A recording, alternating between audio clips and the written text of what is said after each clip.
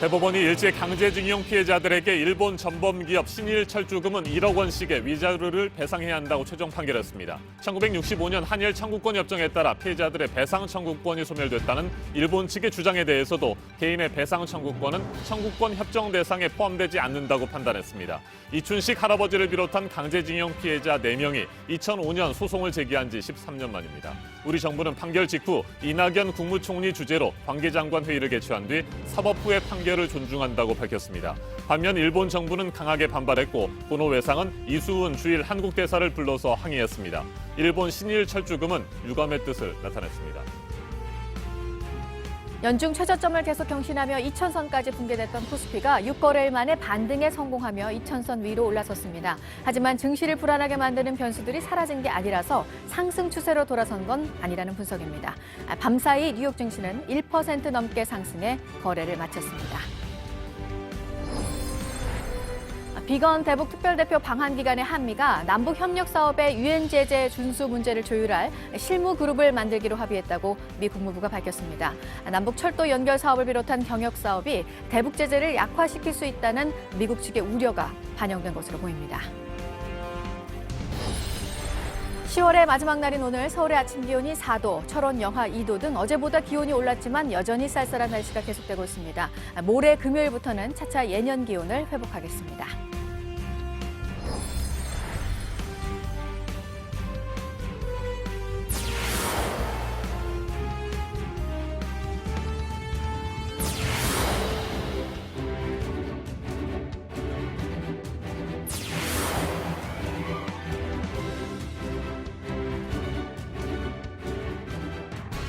일제 강제징용 피해자들에게 일본 전범 기업이 위자료를 배상해야 한다고 대법원이 최종 판결했습니다. 대법원 전원 합의체는 어제 98세 이춘식 할아버지를 비롯한 징용 피해자 4명이 일본 신일철주금을 상대로 제기한 손해배상 청구 소송 제3고심에서 피해자들에게 각각 1억 원을 배상하라는 원심 판결을 확정했습니다. 2005년 2월 소송이 처음 제기된 지 13년 8개월 만입니다. 네, 피해자 4명 가운데 3명이 세상을 떠나고 혼자 남아서 이번 판결을 받아든 이춘식 할아버지. 혼자여서 눈물이 나온다는 그의 말은 너무 오랜 시간이 걸려서 나온 판결에 대한 생각을 하게 했습니다. 다른 피해자들의 남은 재판에 대한 결론이 나오는데도 이제 속도가 붙을 것으로 보입니다. 먼저 이지혜 기자가 보도합니다. 청구권 협정은 일본의 불법적 식민 지배에 대한 배상을 청구하기 위한 협상이 아니라 기본적으로 샌프란시스코 조약에 근거하여 한일 양국 간의 재정적, 민사적, 채권 채무 관계를 정치적 합의에 의하여 해결하기 위한 것이었습니다. 대법원 전원합의체는 어제 1965년 한일 양국이 맺은 청구권 협정 대상에 개인의 배상 청구권이 포함되지 않는다고 결론냈습니다. 강제징용 피해자들이 배상을 요구할 수 있는 권리조차 없다던 전범기업 신일철주금의 주장을 받아들이지 않은 겁니다. 그러면서 피해자 이춘식 할아버지 등에게 1억 원씩 배상하라는 원심 판결을 확정했습니다. 강제징용 73년, 소송 13년 만에 마침표가 찍힌 겁니다.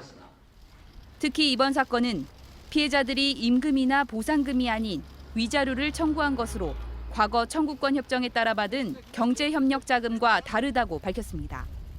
일본 정부의 한반도에 대한 불법적인 식민 지배 및 침략 전쟁의 수행과 직결된 일본 기업의 반인도적인 불법행위를 전제로 하는 위자료 청구권. 이는 김명수 대법원장과 대법관 6명의 일치된 의견입니다. 김소영, 이동원, 노정희 대법관은 이들과 결론을 같이 하면서도 피해자들의 손해배상 청구권이 65년 청구권 협정에 포함된 것이라는 별개의 의견을 냈습니다. 또 권순일, 조재현 대법관은 한일 청구권 협정에 따라 개인의 권리 자체가 제한된다며 원심 판결이 잘못됐다고 반대 의견을 냈습니다. JTBC 이지혜입니다. 강제징용 피해자들에게 1억 원씩을 배상하라는 판결이 나왔지만 실제로 어떻게 배상을 받을 것인지에 대한 문제가 남았습니다. 일본 전범 기업이 배상에 응할 가능성이 매우 낮기 때문입니다. 신일철주금이 국내에 갖고 있는 재산에 대해 피해자들이 강제 집행을 신청할 수도 있지만 변수가 많습니다. 김선미 기자가 보도합니다. 신일철주금은 이번 판결에 대해 1965년 한일 청구권 협정과 일본 최고재판소의 앞선 판결을 들며 유감을 나타냈습니다. 자발적으로 배상에 응하지 않을 가능성이 커진 겁니다. 이 경우 피해자들은 국내 법원의 강제 집행을 통해 배상금을 받게 해달라고 신청할 수 있습니다. 다만 국내에 있는 재산에 대해서만 가능합니다. 신일철주금은 지난해 기준으로 포스코 지분을 3%가량 보유한 것으로 알려졌습니다. 하지만 여기에 신일철주금이 아닌 제3자의 권리가 잡혀있진 않은지 등 따질 변수들이 있다는 게 법조계 분석입니다. 피해자 측은 일본 기업의 사과와 자발적 배상을 받는 게 우선이라며 앞으로 어떻게 할지 논의하겠다고 했습니다. 이번 사건 외에도 미쓰비시 중공업 등 일본 전범 기업을 상대로 한 손해배상 재판 14개가 진행되고 있습니다. 관련 피해자들은 960여 명에 달합니다. 이들 사건 중 상당수가 이번 선고 이후로 심리나 선고를 미룬 상황이어서 남은 재판도 결론을 내는 데 속도를 낼 것으로 보입니다. JTBC 김선미입니다. 이번 판결에 대해 일본 정부는 강하게 반발하고 있습니다. 고노다로 외상은 이수훈 주일 한국 대사를 불러서 항의했습니다. 개의 단내를 비롯한 경제단체들은 한국에 대한 투자에 장애가 될 수 있다고 주장했습니다. 조민중 기자가 보도합니다. 일본 정부가 이수훈 주일 한국 대사를 외무성으로 초치해 강하게 항의했습니다. 2012년 이명박 전 대통령의 독도 방문 이후 6년 만입니다. 고노다로 일본 외무상은 이 자리에서 이번 판결은 양국 우호 협력 관계의 법적 기반을 근본부터 흔드는 것이라고 주장했습니다. 完全かつ最終的に終わらせている日韓請求権協定に明らかに違反をし、そればかりか日本企業に不当な不利益を負わせ 고노 회상은 악수도 하지 않고 시종일관 비스듬한 자세를 취하는 등 불편한 심기를 그대로 드러냈습니다. 초치 시점이 판결 직후인데다 대상이 공사가 아닌 대사라는 점에서 일본 정부가 강경 대응에 나선 것으로 평가됩니다. 아베 신조 일본 총리도 국제법상 있을 수 없는 판단이라며 청구권은 1965년 한일협정으로 완전하게 해결됐다고 밝혔습니다. 게이달렌과 이란 경제협회 등 4개 단체는 성명을 내고 한국에 대한 투자나 사업에 장애가 될 수 있다고 주장했습니다.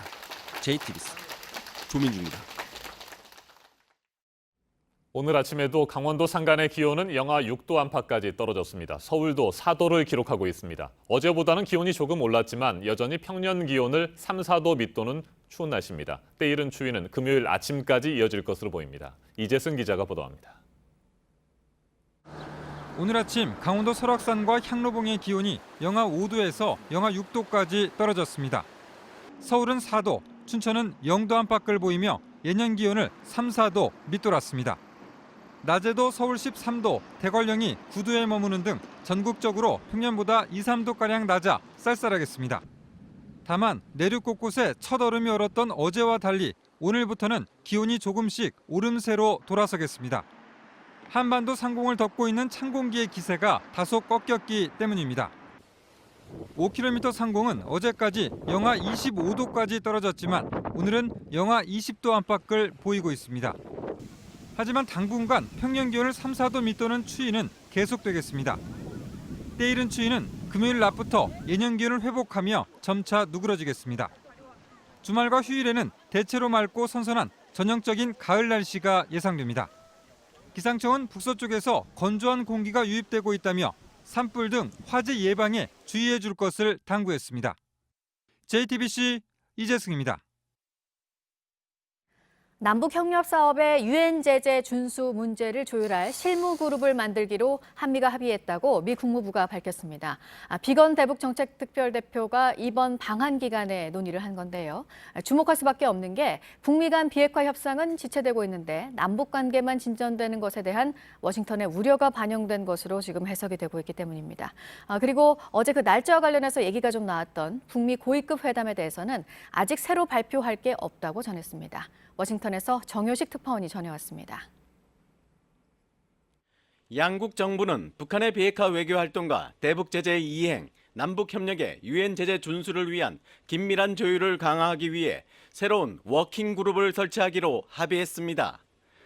로버트 팔라디노 국무부 부대변인이 30일 브리핑에서 비건 대북 특별대표의 방한 기간 최종적이고 완전하게 검증된 비핵화를 위한 노력의 일환이라며 발표한 내용입니다. 특히 실무그룹 목적으로 비핵화 외에 남북 협력 사업에 유엔 제재 준수를 명시한 건 한국 정부가 남북철도 연결 등 남북 경협 사업에 대해 제재 면제를 신청한 데 대해 면밀하게 따져보겠다는 뜻입니다. 북미 간 비핵화 협상이 지체되는 상황에서 남북관계 진전에만 속도를 내는 데 대한 워싱턴의 우려가 반영됐다는 겁니다. 팔라디노 부대변인은 이는 비건 특별대표와 그의 팀이 이끌 우리의 추가 조치라고 말했습니다. 워싱턴 소식통은 미국은 남북 경협이 본격화될 경우 대북 제재가 사실상 느슨해져 북한이 비핵화에 나설 유인이 사라질 것을 우려하고 있다고 전했습니다. 팔라디노 부대변인은 폼페이오 장관이 다음 달 9일을 전후해 뉴욕에서 북미 고위급 회담을 할 것이란 언론 보도에 대해 현 시점에서 새롭게 발표할 회담은 없다고 했습니다.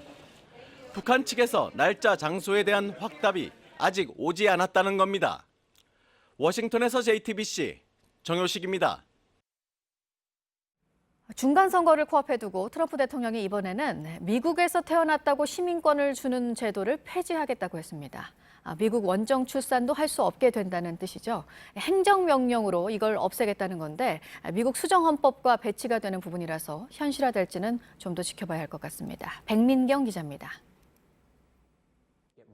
도널드 트럼프 미국 대통령은 현지 시간 30일 미국의 인터넷 정치 전문 매체 엑시오스에 원정 출산으로 시민권을 획득할 수 없게 하겠다고 밝혔습니다. We're the only country in the world where a person comes in, has a baby, and the baby is essentially a citizen of the United States for 85 years with all of those benefits. 그는 이에 대해 터무니없는 일이라고 비판했습니다. 트럼프 대통령이 취임 이후 내세운 반이민 정책의 연장선상입니다.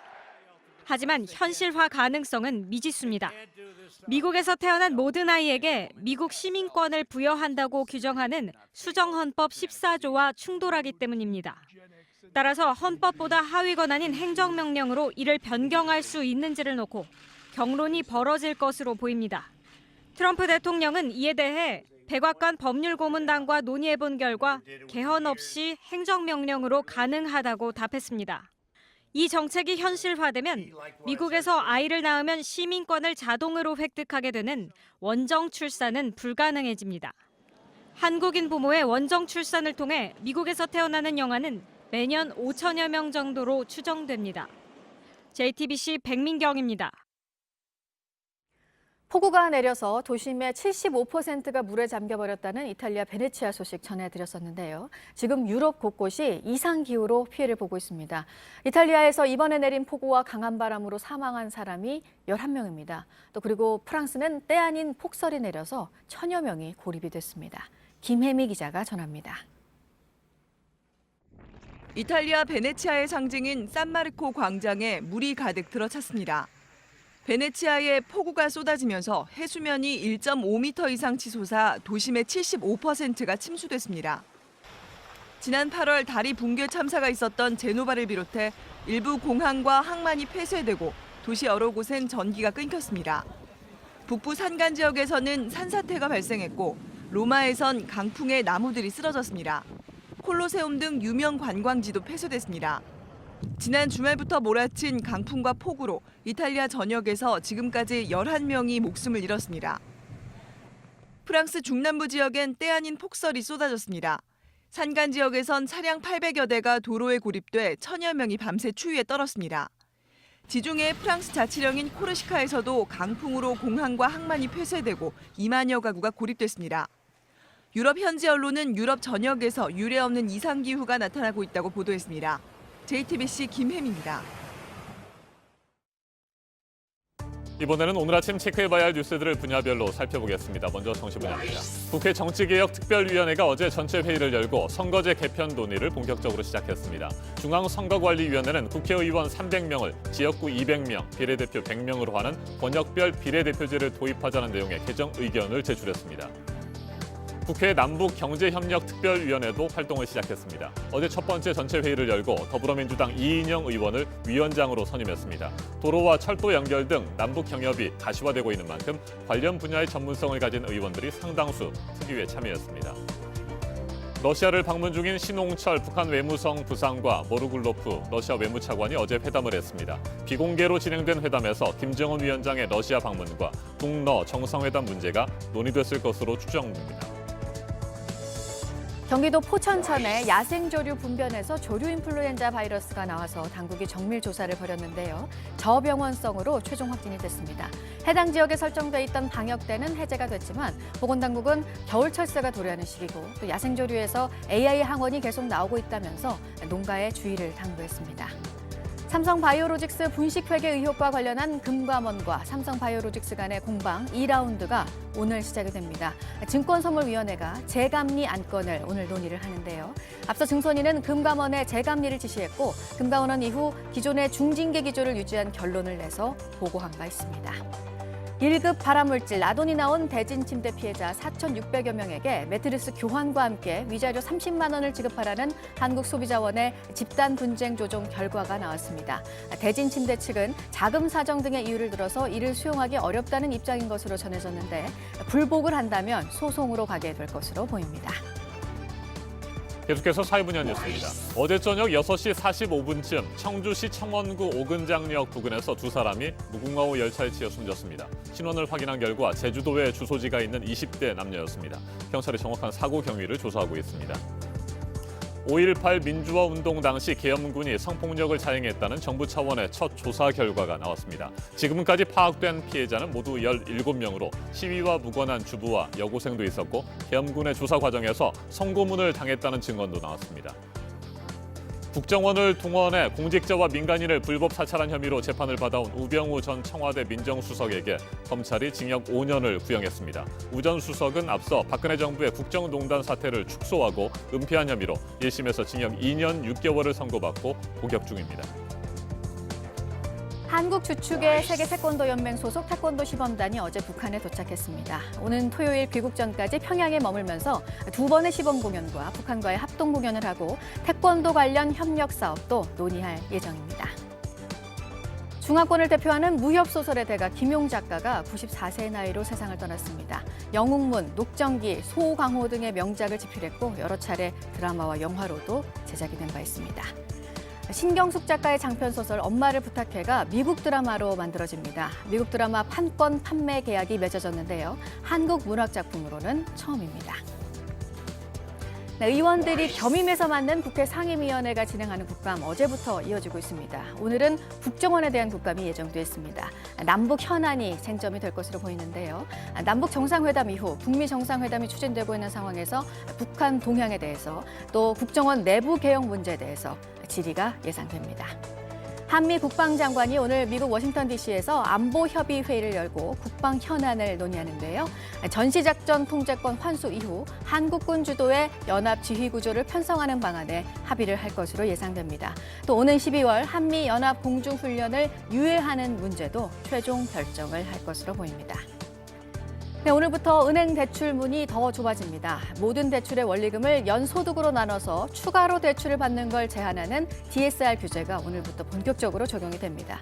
이에 따라서 은행들이 오늘부터는 이 기준을 맞추기 위해서 대출 심사를 더 깐깐하게 하게 될 것으로 보입니다. 지금까지 분야별로 오늘 눈여겨봐야 할 뉴스들 체크해드렸습니다. 이어서 날씨 정보 알려드립니다. 어제만큼은 아니지만 오늘도 곳곳 추위가 강합니다. 여전히 평년 기온은 밑도는 수준이고 바람도 불어와 체감온도는 더 낮기 때문에 옷차림 따뜻하게 하셔야겠습니다.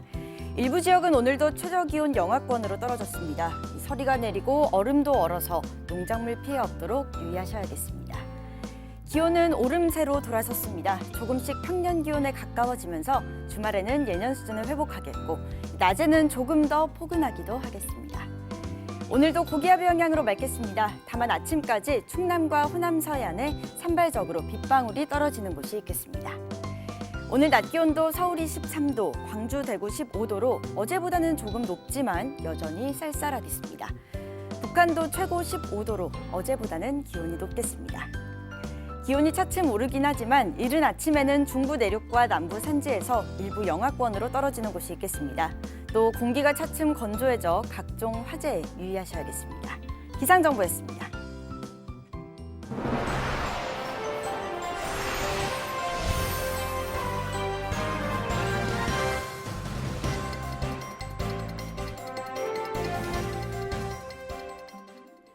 서울 도심에서 수입차를 타고 경주를 하다 사고를 낸 20대 2명이 경찰에 붙잡혔습니다. 이들은 다른 차량을 들이받고도 현장을 방치한 채 도망갔습니다. 조보경 기자입니다. 두 대의 자동차에서 운전자의 손이 불쑥 튀어나오더니 신호를 주고받습니다. 24살의 동갑 친구인 장모 씨와 김모 씨가 서울 강북구의 도심 도로에서 경주를 벌이기 직전의 모습입니다. 사고 낸 거 그냥 갈 거야.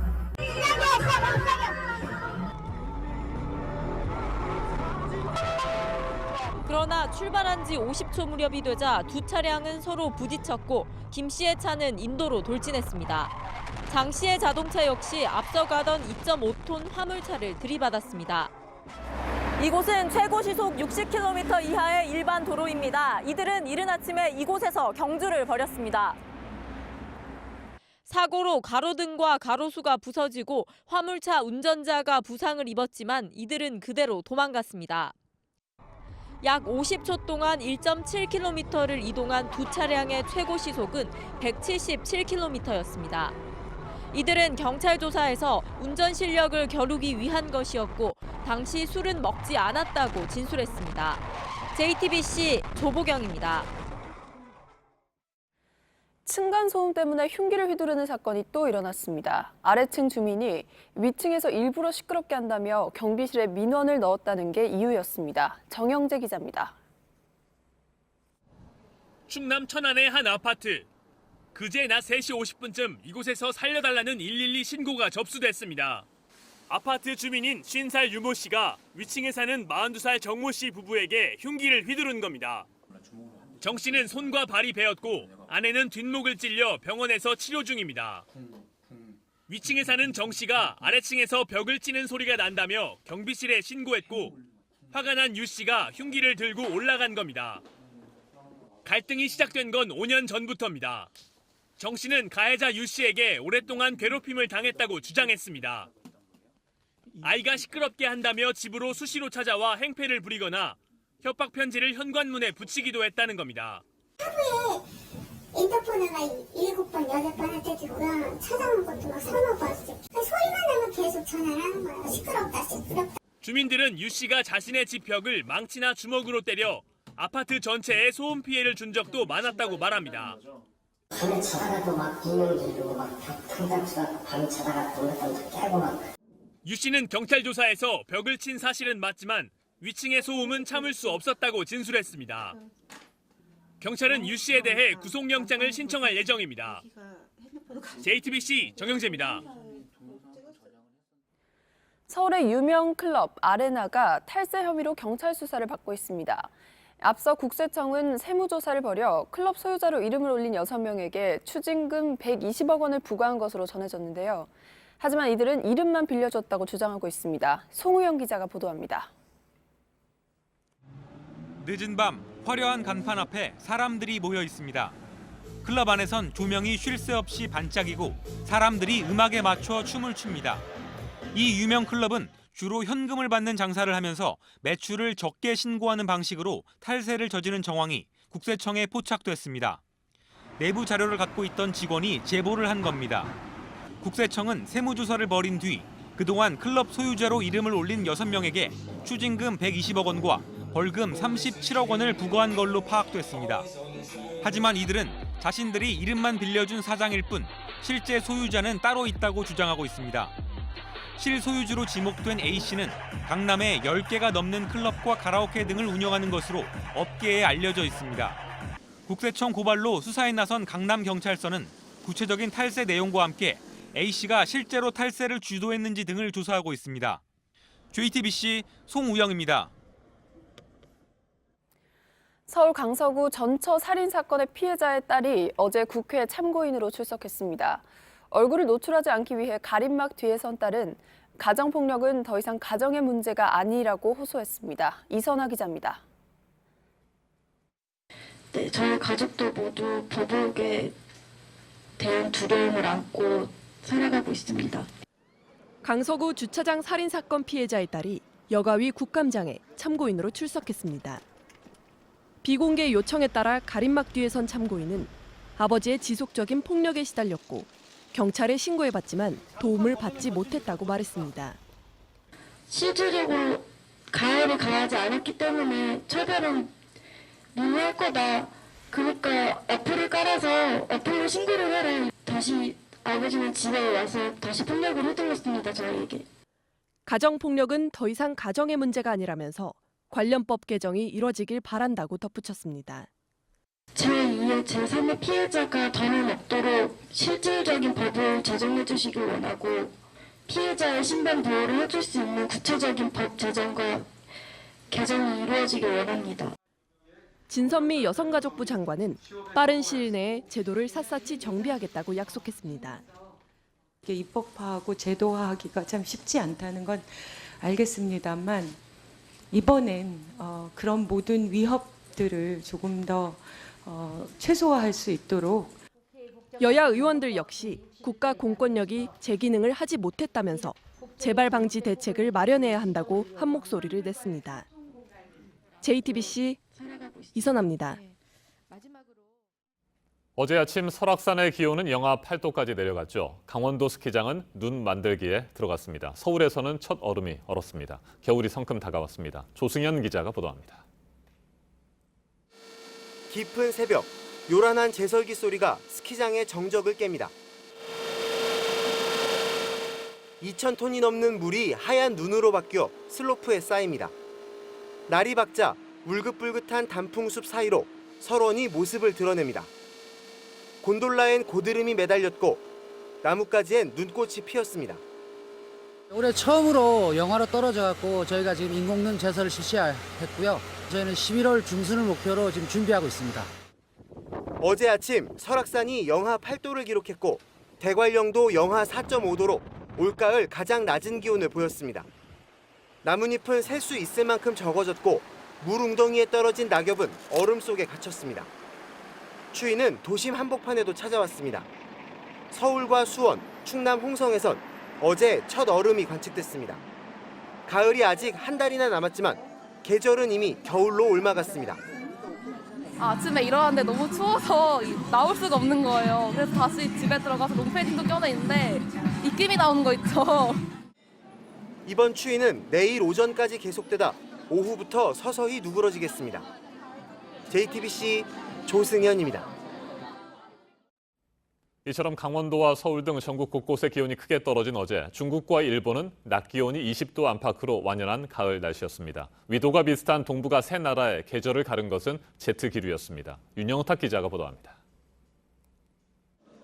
어제 서울의 낮 최고 기온은 11.5도에 머물렀습니다.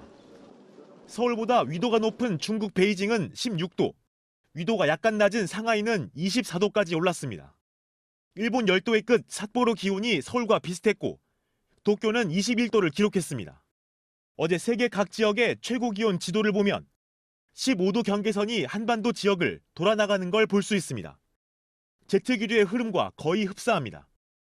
온통 가을인 동북아시아에서 한반도만 겨울 날씨가 된 이유는 북극의 찬 공기가 직접 밀려온 탓이란 분석입니다.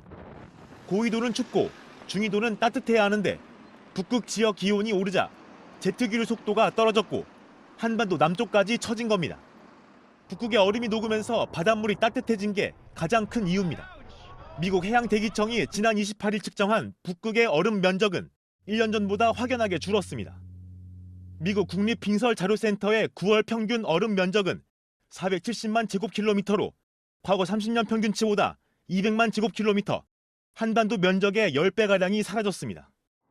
올 겨울도 북극 한파에 단단히 대비해야 하는 이유입니다. JTBC 윤영탁입니다.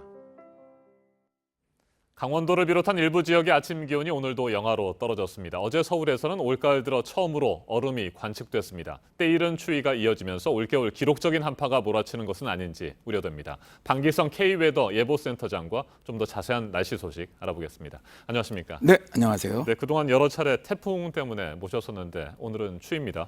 일단 사이판을 강타했던 태풍 위투, 어젯밤 필리핀 북부 지역을 관통했죠? 네, 그렇습니다. 아주 상당히 큰 피해를 사이판에 입혔던 태풍 위투가 네. 어젯밤에 이제 필리핀 북부 지역을 통과해 나갔죠. 세력이 그 사이판을 때 매우 강한 태풍이었고요.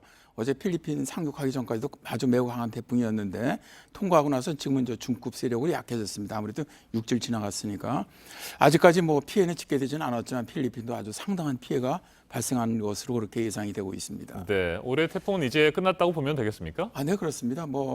일단 우리나라 해수 온도가 지금 근해가 많이 낮아지고 있고요. 또 북쪽에서 차가운 고기압이 내려오게 되면은 태풍이 우리나라 쪽으로 올라오질 못하거든요. 그래서 올해는 태풍은 끝난 것으로 그렇게 예상을 하고 있습니다. 네, 오늘이 10월의 마지막 날, 분명히 가을인데요. 때이른 추위가 이어지면서 벌써 겨울이 왔나 싶을 정도입니다. 이 정도 추위면 보통 11월 중순쯤에나 찾아오는 추위 아닙니까? 대개 11월 중순이 하순경이죠. 네. 서울이 이제 어제 영상 1도 이하로 내려갔지 않습니까? 0.7도인데 영상 1도 이하로 내려간 적이 평년으로 보면 11월 한 25일 정도 됩니다. 그러니까 평균보다 한 27일 빨랐고요, 올해가. 그다음에 작년 같은 경우가 추위가 좀 일찍 왔던 해인데 작년에도 11월 12일 날 영상 1도 이하로 내려갔습니다. 그러니까 작년보다도 한 14일 정도 올해가 좀 빠른 편이죠. 네. 올해 첫눈 같은 경우도 평년보다 한 보름 정도 빨랐지 않습니까? 그러니까 실제로 첫 추위는 상당히 빨리 왔다고 보시면 됩니다. 네, 일단 내일까지는 추위가 좀 더 이어지고 금요일부터 점차 풀린다고 보면 되겠습니까? 네, 그렇습니다. 금요일 아침까지는 평년보다 기온이 약간 낮겠지만 금요일 낮부터는 평균 기온으로 회복되면서 이번 주말은 아주 전형적인 가을 날씨 되겠습니다. 네, 외출 계획을 세워도 될 것 같고요. 자, 이런 때이른 추위가 지난 여름입니다. 40도 안팎의 폭염과 연관이 있다는 얘기도 있던데 이건 어떤 얘기입니까? 그렇습니다. 최근에 지구온난화로 인한 여러 가지 그 기후변화 중에서 여름철에 폭염, 겨울철에 혹한 이런 것들이 이제 결국 지구온난화하고 상당히 밀접한 관계가 있는데 여름철 폭염도 이제 다양한 기압계들이 지구온난화로 인해서 변화가 됐다면 결국 지금 겨울철에 혹한이 이제 계속해서 들어오는 것도 지구온난화의 영향으로 봐야 되겠죠. 지금 같은 경우는 이제 이례적으로 좀 한파가 좀 일찍 내려왔는데 네. 이게 이제 북극 한기가 상당히 빨리 내려온 거거든요. 이런 경우는 이제 올해 같은 경우 지금 북극에 있는 빙하들이 역대급으로 상당히 많이 녹아 있습니다. 그리고 많이 녹은 상태에서 이제 얼어붙기 시작해야 되는데 지금 얼어붙는 속도가 굉장히 늦어요. 네. 이렇게 되면 북극에 이제 고온 현상이 나타나거든요. 기온이 올라가면서 그렇게 되면은 조금 전에 앞에서도 화면에 나왔지만 이런 제트 기류가 네. 북극의 한기를 막아주질 못하고 남쪽으로 길게 사행해 내려옵니다. 근데 올해 좀 그 사행해 내려오는 것이 평년보다 상당히 빨랐다는 것이죠. 그렇다면 올겨울에 기록적인 한파가 몰아칠 가능성이 있습니까? 일단 지금 이제 여러 가지 겨울철에 우리나라 기온을 예측하는 데는 여러 가지 요소가 있습니다. 네. 굉장히 많은데 일단 가장 강한 게 두 개를 봅니다. 조금 전에 말씀드렸던 북극 빙하가 이제 많이 녹으면 우리나라 경우는 추울 가능성이 일단 높고요. 두 번째는 그런데 이제 남쪽에 있는 고기압이 얼마나 활성을 띠느냐. 여기 따라서 그러면 기온이 오히려 올라갈 수도 있거든요. 네. 그래서 어떤 것이 더 강하게 영향을 주느냐를 지금 많이 고민하고 있습니다. 이제 기상하는 쪽에서 이게 다 고온이거든요. 북극도 고온 현상이고 남쪽도 고온인데 한 북쪽의 고온은 추위를 가져오는 고온이고 남쪽의 고온은 따뜻한 겨울을 가져오는 고온 현상인데 올해 엘니뇨가 지금 그러니까요. 발생하고 있거든요. 네. 강하지는 않더라도 지금 계속 겨울철에 엘니뇨가 있을 것으로 본다. 근데 엘니뇨가 있는 해 겨울이 우리나라가 별 춥지 않습니다. 네. 평균보다 따뜻한 경우가 많거든요. 바닷물의 온도가 평소보다 높아진다는 얘기인 거죠? 동태평양 해수 온도가 네. 평년보다 높아지면서 북태평양 고기압이 좀 발달하는 형태거든요. 그러니까 남쪽에는 따뜻한 공기가 우리나라 쪽에 영향을 줄 가능성이 높다는 것이죠. 그래서 지금 상당히 이제 기상청 관계자들 좀 고민스러운 부분이 있는 것 같아요. 그래서 이제 11월, 12월 이제 기상 전망을 발표한 거를 보면은 네. 일단 1월은 아직 발표는 안 했지만 12월까지를 보면은 평년과 기온은 일단 비슷할 것이다. 그러나 이제 급작스러운 한파가 내려오면서 이런 기온 변동성 클 거로 보고 있거든요. 이 얘기는 제가 해석을 해본다면 북쪽의 이 북극변에서 찬 공기가 내려올 때는 급격히 추워지지만 또 남쪽에 있는 이 따뜻한 공기가 올라올 때는 평년보다 좀 따뜻해진다. 네. 그러니까 평균으로 보면 평년과 비슷하다. 12월에는. 그러나 이런 기온의 진폭이라고 하죠. 이런 변동성은 일단 12월까지는 클 거로 예상을 하고 있는 것 같고요.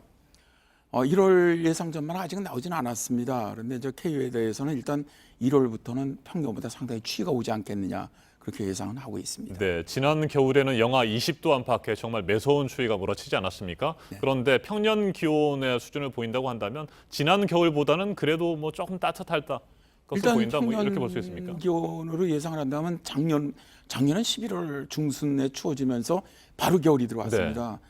그래서 작년에 아주 엄청나게 마케팅에서 롱패딩 같은 게 많이 팔렸던 해인데 그래서 12월, 1월까지 계속 추웠던 해입니다. 그런데 현재 예상대로 본다면 12월까지는 평년과 비슷하겠지만 1월, 2월은 평년보다 상당히 추운 해가 될 것으로 예상을 합니다. 네, 11월 15일 수능시험 날짜가 얼마 남지 않았습니다. 이번 수능시험 날씨 혹시 예측할 수 있습니까? 현재로서는 뭐 전 세계 어느 나라도 열흘 이상 예보는 안 합니다. 네.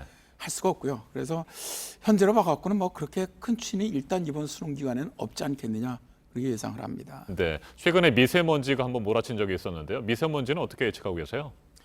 일단 미세먼지는 이렇게 이제 한파가 내려오면은 나빠지지 않습니다. 네. 미세먼지는 이동성 고기압으로 우리나라 근처에 이제 대기가 안정되고 지금 이제 일단 중국은 난방이 시작됐거든요. 중국 같은 거 벌써 몇 차례 아주 굉장히 농도가 높은 날들이 나타났는데 이런 것들이 이제 좀 이동성 고기압 바람이 약하면 중국의 그 미세먼지 우리나라로 날아오기 시작하면서 또 우리나라 기압계가 정체하고 이럴 때부터 이제 농도가 높아지거든요. 그래서 당분간은 뭐 괜찮지 않겠느냐. 그러나 역시 한 11월 한 중순 들어서면서부터는 미세먼지도 이제 나빠지기 시작하지 않겠느냐. 그렇게 예상을 합니다. 알겠습니다. 여기까지 듣겠습니다. 방기성 센터장님 말씀 잘 들었습니다. 감사합니다. 네. 정부가 새만금 간척지에 원전 4기와 맞먹는 태양광 풍력발전 시설을 만들겠다고 밝혔습니다. 계획대로 추진된다면 세계 최대 태양광 발전단지가 들어서게 되는 겁니다. 송승환 기자가 보도합니다. 새만금 개발청과 전라북도는 새만금 간척지에 발전 용량 4기가와트급의 재생에너지 단지를 만드는 계획을 공개했습니다.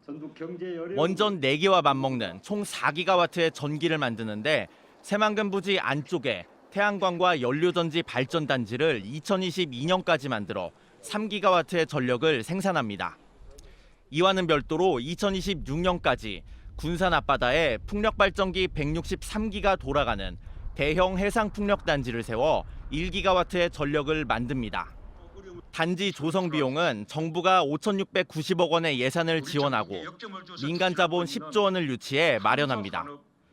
정부는 이번 사업으로 2030년까지 국내 발전량의 20%를 재생에너지로 공급하는 재생에너지 3020 이행 계획에 탄력이 붙을 것으로 기대합니다.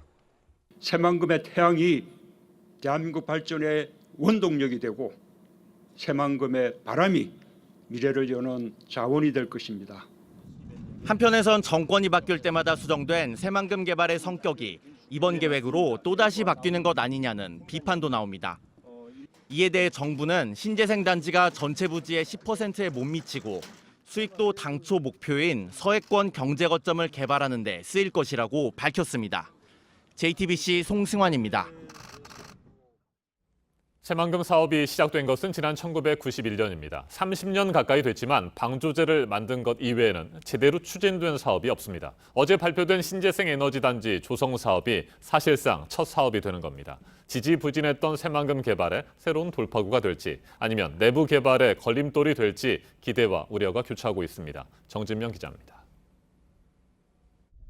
1991년 첫 삽을 뜬 새만금 사업은 방조제를 만드는 데만 19년이 걸렸습니다. 농업용지 조성이라는 목적은 관광, 레저, 산업 용도와 한중 경협단지를 거쳐 신재생에너지 단지로 바뀌었습니다. 사업이 시작된 지 30년이 다 되지만 어제 발표된 신재생에너지 단지 조성 계획이 사실상 첫 사업인 셈입니다. 주민들 사이에선 기대와 우려가 교차합니다. 특히 현대중공업 군산조선소와 한국 GM 폐쇄로 침체된 지역 경제에 보탬이 될 것이라는 희망이 나옵니다. 군산 경제가 상당히 안 좋은 상태에서 많이 발전되지 않을까. 좀 고용 창출 같은 부분에 대해서도 많이 이루어지지 않을까. 반면 신재생에너지 단지를 20년 동안 운영하면 그 땅에는 다른 사업을 할 수 없어 내부 개발에 걸림돌이 될 수 있다는 의견도 만만치 않습니다. 주민 공론화 과정이 없었던 것도 논란입니다. 직접적인 그런 설명회 같은 건 없었습니다. 그렇기 때문에 아무래도 주민이 여기 살고 있으니까 주민의 동의를 얻어야겠죠. 하지만 장밋빛 전망 발표와 중도 포기를 여러 차례 지켜봐온 지역 주민들은 아직은 관망하는 분위기가 역력합니다. JTBC 정진명입니다. 밤사이에 다우지수가 1.77% 오른 것을 비롯해서 뉴욕 증시가 급등을 했습니다. 최근에 미국과 우리 증시 움직임이 꼭 같이 따라 움직이지는 않았지만 어제 6거래일 만에 반등에 성공하면서 2000선을 회복한 우리 증시가 오늘 또 상승의 힘을 받게 될지 주목되는데요. 하지만 여전히 증시의 불확실성을 키우는 변수들이 많아서 이제 상승 추세다라고 보기는 어렵다는 분석입니다. 송지혜 기자입니다. 어제 코스피는 전날보다 0.93% 오른 2014.69에 장을 마쳤습니다. 엿새 만에 반등입니다. 전날 5% 넘게 떨어졌던 코스닥도 어제는 2% 넘게 오른 644.14로 마감했습니다. 장 초반까지는 불안한 상황이 이어졌습니다. 전날 미국 뉴욕 증시가 하락 마감하면서 코스피 지수는 개장 직후 1985.95까지 떨어졌습니다. 이후 등락을 반복하다 중국 증시가 상승세를 보이고 연기금 등 기관 투자가들이 주식을 사들이며 2010선을 넘어섰습니다. 어제 코스피 시장에서 연기금 2천억 원 등 기관 투자가가 약 5,200억 원어치를 순매수했습니다. 연기금의 순매수 규모로는 1년여 만에 최대폭입니다. 반면 외국인은 9거래일 연속 팔자를 이어갔고 개인도 주식을 내다 팔았습니다. 미국이 중국 반도체 기업을 제재하자 삼성전자, 하이닉스 등 대형주가 반사이익으로 오른 것도 상승을 뒷받침했습니다. 일단 2000선을 회복했지만 미중 갈등 등 불확실성이 여전히 커 증시는 당분간 살얼음판을 걸을 것이란 전망입니다. 최종구 금융위원장은 시장 동향을 면밀히 주시하고 있으며 필요시 비상계획을 가동하겠다고 밝혔습니다. JTBC 송지혜입니다. 네, 들으신 것처럼 금융당국은 필요하다면 비상계획을 가동하겠다는 입장입니다. 이런 정부의 대처에 대해 여야가 지금 또 목소리를 높이고 있는데요. 민주당은 정부가 더 적극적인 대응을 해야 한다고 했고 자유한국당을 비롯한 야당들은 정부에 대한 더 강한 공세를 하고 있습니다. 이어서 서복현 기자입니다. 민주당의 위기의식은 아침 회의에서부터 고스란히 드러났습니다. 증시에 퍼지고 있는 불안 심리를 잠재울 대책이 시급합니다. 금융당국이 5천억 규모의 증시 부양책을 내놓았지만 이것만으로는 부족하다고 생각이 됩니다. 세계 증시가 오를 때는 못 오르고 내릴 때는 더 빠지는 우리 한국 주식시장에 대해서 많은 투자자들이 넋을 잃고 있는 것도 사실입니다. 최근 악화된 경제지표와 함께 심리적 지지선으로 불렸던 코스피 2000선마저 장담할 수 없자 비상이 걸린 겁니다. 민주당은 증시 하락으로 생긴 불안 심리가 실물 경제로까지 확대되는 것을 우려하며 정부에 적극적인 대응을 주문했습니다. 반면 소득주도 성장 등 정부의 경제 정책을 비판해온 한국당과 바른미래당은 증시 하락을 계기로 다시 공세 수위를 높였습니다. 아무리 경제에는 무능한 정권이라고 해도 어찌할 줄 모르고 상황에 우왕좌왕할 것이 아니라 시그널이 감지됐을 때 선제적으로 위기에 대처해가는 적극적인 자세를 보여주기 바랍니다. 소득주도 성장이라는 잘못된 정책과 함께 경제에 대한 청와대의 안이한 인식과 무능이 가장 큰 문제입니다. 그것이 지금의 경제 위기를 불러온 것입니다. 예산 심사를 앞두고 팽팽한 기싸움을 하고 있는 여야는 불안한 주식시장이 향후 전국에 또 다른 변수가 될 것으로 보고 예의주시하고 있습니다. JTBC 서복현입니다.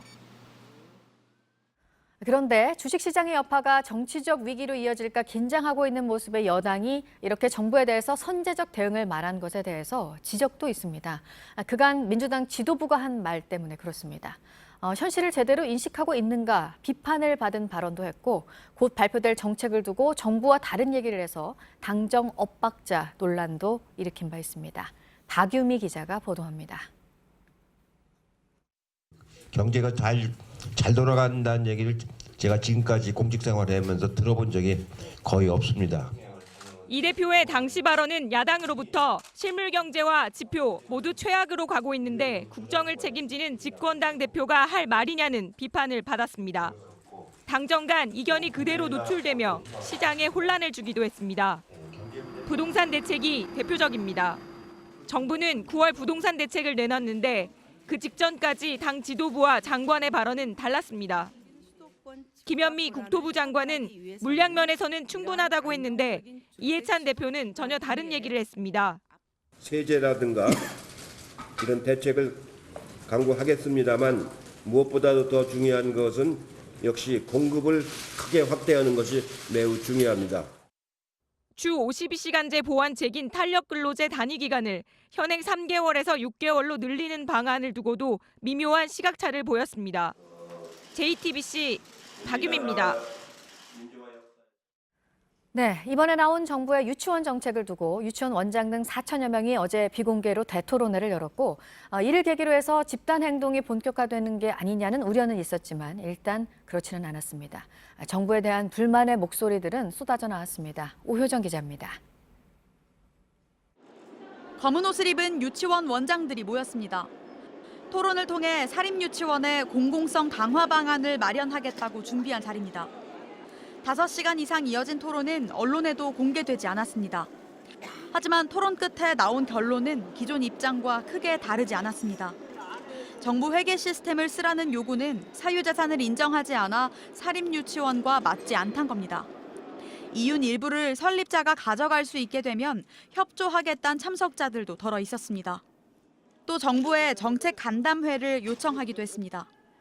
집단 휴원이나 폐원을 결의하진 않았습니다.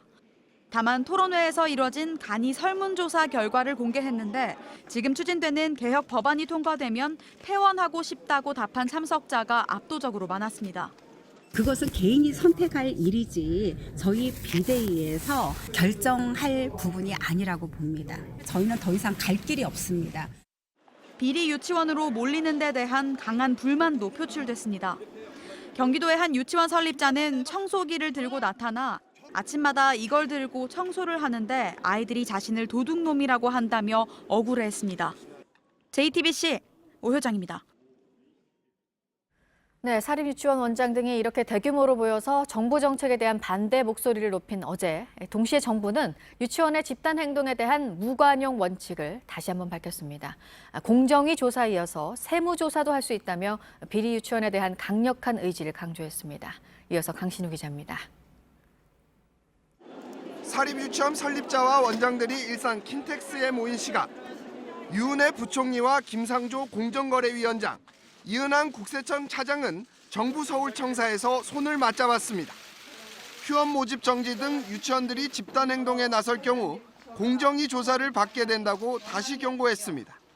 비리 유치원의 탈세 같은 불법 행위가 드러나면 세무조사도 하기로 했습니다. 아이들을 볼모로 학부모들을 협박하는 것에 대해선 무관용 원칙을 거듭 강조했습니다. 정부는 학부모를 위협하는 어떠한 행위에 대해서도 엄정하게 조치할 것입니다. 교육부와 보건복지부는 사립유치원이 폐원할 경우 국공립 어린이집으로 아이들을 보내는 방안도 논의했습니다. 시도교육청도 가세하고 있습니다. 서울교육청은 2022년까지 25개 모든 자치구에 공립 단설 유치원을 세우겠다고 밝혔습니다. 또 앞으로 신설되는 모든 학교에 병설 유치원 설치를 의무화하기로 했습니다. 경기도교육청은 폐원과 휴원을 하는 유치원에 대해 특정 감사를 우선적으로 실시할 계획입니다. 한편 교육부는 현재까지 폐원 통보를 한 유치원 12곳 가운데 6곳이 폐원을 철회했다고 밝혔습니다. JTBC 강신우입니다. 임종석 대통령 비서실장이 이틀 전 스티븐 비건 미 국무부 대북정책 특별대표를 만났죠. 미국 측의 요청 때문이었다는 것이 청와대 설명입니다.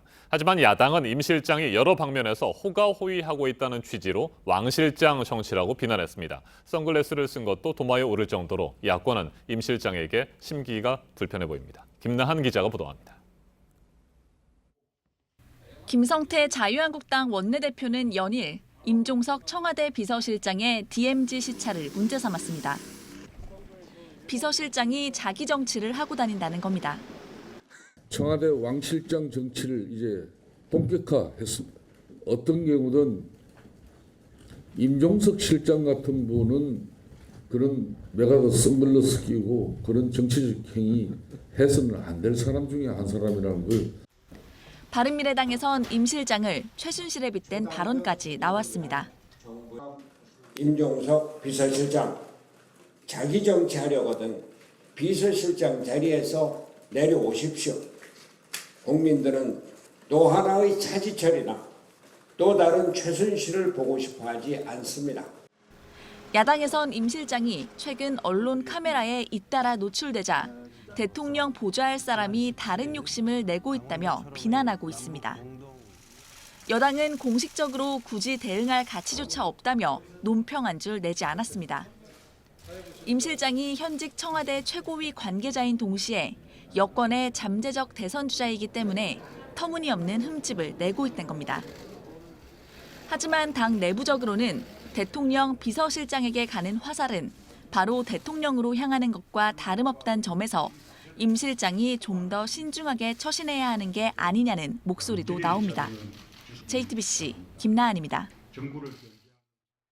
유명 파일 공유 업체 실소유주가 전직 직원을 폭행하는 영상이 공개돼 파문이 일고 있습니다. 소유주 자신의 이름으로 회사 게시판에 댓글을 달았다면서 무릎을 꿇리고 여러 차례 뺨을 때렸습니다. 박영우 기자입니다.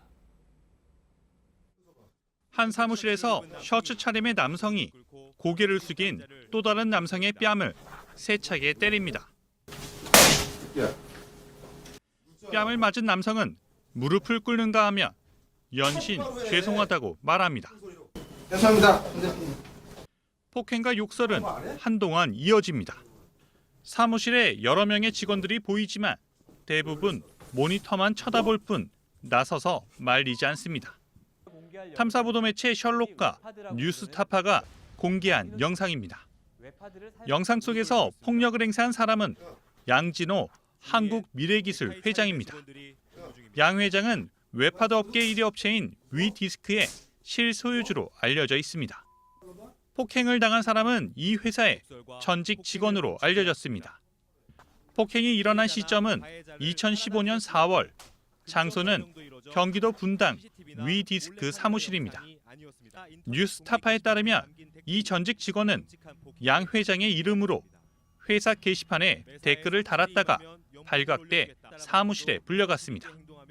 이어 격분한 양 회장이 직원의 무릎을 꿇리고 폭행했다는 겁니다. 뉴스타파는 또 당시 양 회장이 영상을 소장하겠다며 다른 직원을 시켜 폭행 장면을 촬영했다고 전했습니다. 폭행 피해자는 현재 업계를 떠나 지방에 머물고 있는 것으로 알려졌습니다. JTBC는 이번 사건과 관련한 해명을 듣기 위해 양 회장과 한국미래기술 위디스크 측에 통화를 시도했지만 연락이 닿지 않았습니다. JTBC 박영우입니다. 서민들의 기름값 부담을 줄이기 위해서 다음 주 화요일 오는 6일부터 유류세가 내려갑니다. 그런데 걱정이 국제유가가 계속 오르면 유류세 인하의 효과가 없어진다는 점입니다. 그리고 그 효과는 지역별로도 다를 것으로 보입니다. 전다빈 기자입니다. 화물차로 건설 자재를 운반하는 이철씨는 이번 유류세 인하가 반짝 효과에 그칠까 걱정입니다. 앞선 2008년에도 유류세를 인하했지만 열흘 정도 지나자 기름값은 원래 자리로 돌아갔습니다. 국제유가가 계속 오르면서 세금을 내린 효과가 사라진 겁니다. 150만 원 즐겨 먹으면 100만 원. 경험상 그러면은 그 다음에는 또 기름값이 오르겠구나. 기름값이 오르면 유류세 인하 효과는 뭐 없는 거나 마찬가지죠. 유류세 인하는 다음 달 6일부터 시작되는데 현장에선 실제 가격이 내려가는 효과가 나려면 시간이 좀 걸릴 것이란 말이 나옵니다. 정유 공장에서 6일 이후에 반출된 기름부터 세금 인하가 적용됩니다. 하지만 일반 주유소들은 통상 일주일치 분량의 기름을 미리 사들여 보관합니다. 이 때문에 주유소들은 미리 사둔 기름을 다 팔기 전에는 가격을 내리긴 어렵다는 입장입니다. 주유소에 재벌이 이제 쌓이잖아요. 이게 좀 일할 잘못하고 있으면 자기가 다 수고하고 주유소에 바로 가냐고 못해요. 업계에선 경쟁이 치열한 수도권 주유소에선 3일에서 일주일가량이면 유류세 인하 효과가 나타나겠지만 지방의 경우 시차가 이보다 더 길어질 수 있다고 보고 있습니다. JTBC 전다빈입니다. 네, 기름값 얘기 나온 김에 최근에 잇따라 문을 닫고 있는 주유소들 얘기도 좀 해보겠습니다. 기름값이 오른 이유도 있고요. 가격 경쟁이 워낙 치열해서인데요. 폐업을 한 뒤에도 문제는 있습니다. 밀착 카메라로 취재했습니다. 구혜진 기자입니다. 도로를 따라 주유소 5곳이 영업 중입니다. 휘발유 가격이 리터당 1,600원대 후반으로 서울 평균인 1,773원보다 훨씬 저렴합니다. 반경 3km 이내로 확대해보니 주유소만 42곳에 달합니다. 그만큼 가격 경쟁이 치열해 영세 주유소의 타격은 큽니다. 대리점 같은 경우는 주유소를 여러 개를 또 하고 있거든요. 물량을 많이 받으면 그만큼 정유사에서 정산을 잘 받기 때문에 그만큼 가격적인 경쟁력이. 최근 오르는 유가도 도움이 되지 않습니다. 나중에 차 갖고 지나가든 뭐를 안 간다든지 그렇기 때문에 그렇지. 기름값 싸면 오히려 주유소가 좋아. 수도권 또 다른 주유소 밀집지입니다. 무료 세차 서비스를 제공하는 등 경쟁이 치열합니다. 1995년 주유소 간 거리 제한이 사라지면서 주유소들이 우후죽순 생겨났고 그에 따라 경쟁도 심화됐습니다. 문을 닫는 주유소도 크게 늘었습니다. 지난 1년간 줄어든 전국의 주유소 수는 300곳 가까이 됩니다. 1년 전만 해도 주유소였던 곳입니다. 이 담벼락에는 주유소였던 흔적이 그대로 남아있는데요. 주유소가 폐업을 할 경우 이렇게 시설물을 철거하고 토양 오염을 정화해야 하지만 이를 회피하는 업주들이 많습니다. 주유소를 폐업할 때는 시설물 철거와 토양 정화를 해야 합니다. 폐업 비용만 1억 5천만 원에서 2억 원이 듭니다. 장사가 안 돼서 돈 까먹고 폐업했는데 누가 그 돈 내고 또 하냐. 이 때문에 폐업 신고를 하지 않고 휴업만 하는 곳이 많습니다. 휴업 중인 주유소 수는 2015년 6곳에서 올해 6월에는 114곳으로 크게 늘었습니다. 안전에 대한 우려도 커지고 있습니다. 4개월 전쯤에 문을 닫은 주유소입니다. 위험물인 석유류를 다루기 때문에 화기와 엄금이라고 크게 쓰여 있지만 이렇게 불이 잘 붙는 낙엽들 사이로 쓰던 목장갑이나 바가지 그리고 담배꽁초들도 심심치 않게 찾아볼 수 있습니다. 주유소 앞은 불법 주차 장소로 전락했습니다. 빈 엔진 오일병이 굴러다니고 깡통 안에 태우당한 쓰레기가 그대로 남아 있습니다. 기름 탱크 안은 기름 찌꺼기가 그대로 묻어납니다. 탱크가 오래 방치돼 부식될 경우 주변 땅이나 지하수에 스며들 수 있습니다. 경기 고양시의 한 주유소도 상황은 비슷합니다. 휴업 상태지만 1년 가까이 방치돼 기름 탱크 주변 흙이 검습니다. 비치된 소화기들도 낡았습니다. 빈 지하실에는 잠금 장치가 없어 누구나 접근 가능합니다. 지하에 있는 시설이나 이런 걸 다 빼내고 이제 폐지 신고해야 되는 경우가 있고요. 요거는 이제 주유소를 완전 용도 폐지할 경우에 해당되는 거고요. 일부 주유소들은 영업을 중단한 채 임대 현수막을 걸었습니다. 새로운 사업자가 나타날 때까지 폐업을 미루고 있는 겁니다. 아깝잖아요. 옛날에는 주유소만 그래도 괜찮다 했는데 지금은. 일본의 경우 문을 닫는 주유소들에게 폐업 비용을 일부 지원해주고 있습니다. 대부분의 폐업은 사정이나 빠진 마지막 절차입니다. 이런 상황에서 수억 원이 드는 의무사항을 다 지키기는 현실적으로 어려워 보이는데요. 올바른 폐업을 유도할 만한 장치가 필요해 보입니다. 밀착 카메라 구혜진입니다.